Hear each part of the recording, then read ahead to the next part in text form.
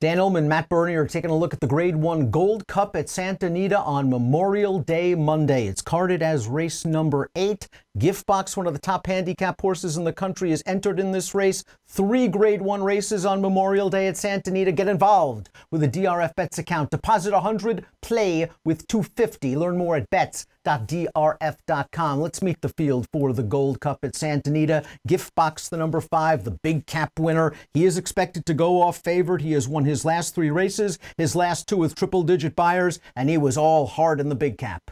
Yeah, and simply put, he should win the Gold Cup here on Monday afternoon. I mean, this is some significant class relief from McKenzie. McKenzie was a horse that he was able to dig in and defeat at 1.25 miles. All he did was come back and win the Ali Sheba on Derby weekend in stakes record and I believe track record time with a giant buyer speed figure, I believe in the 108 range or somewhere in that ballpark. Gift Box, if he runs back to that race, simply put, he's going to win this race.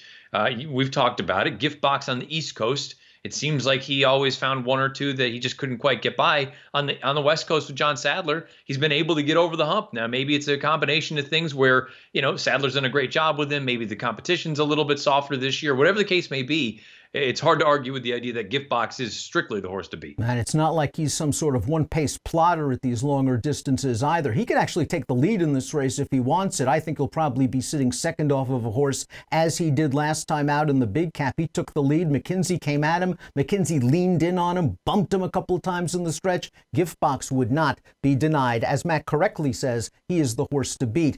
Maybe you found a diamond in the rough with Blitzkrieg, though, Matt. This is a horse that you liked last time out in the San Francisco Mile. He showed his good speed. He got into the race early. He finished it off nicely. He's won 4 in a row, 3 for Doug O'Neill. This has been a great claim, but it's also his dirt debut. I expect him to be on the lead. I was going to say from the inside, I think Bejarano, you want to use him, use that sort of early tactical speed that you got, establish a position early on. Now, look, 1.25 miles, I don't think that's necessarily a guarantee for this horse. I don't think the dirt is a guarantee, but I have to be honest with you. You take a look at the 2 races, this race and the Shoemaker Mile.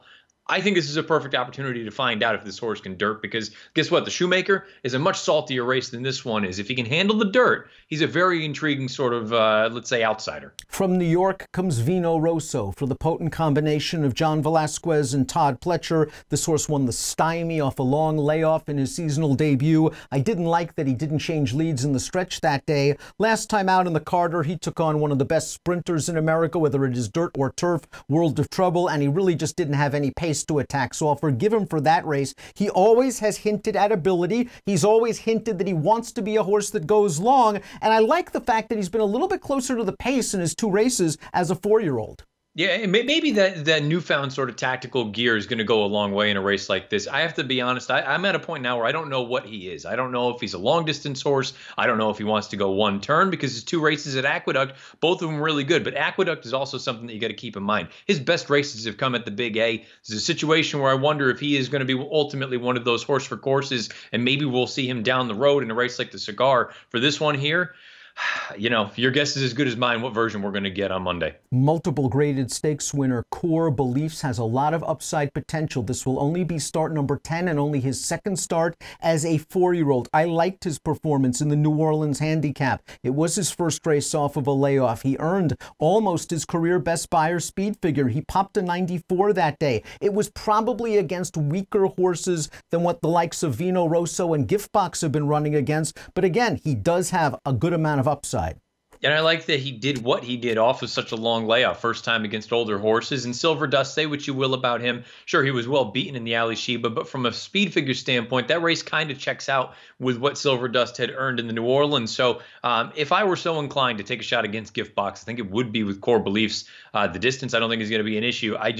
It's still really, when you look at it at the end of the day, he's going to need to run the race of his life to be a contender. The 4 Lone Sailor acts like he will run all day long. He was running at the end of the Grade 2 Oaklawn handicap at 9 furlongs, and he just missed in a blanket finish. And that's what worries me about the Oaklawn handicap. A race contested over a sealed, sloppy track, that there were about 5 across the line with about a length separating all 5 of those horses. Lone Sailor, when he gets the right pace setup and the right trip, is dangerous. I'm not sure that's going to happen in here, but from a figure standpoint, he is right in the mix.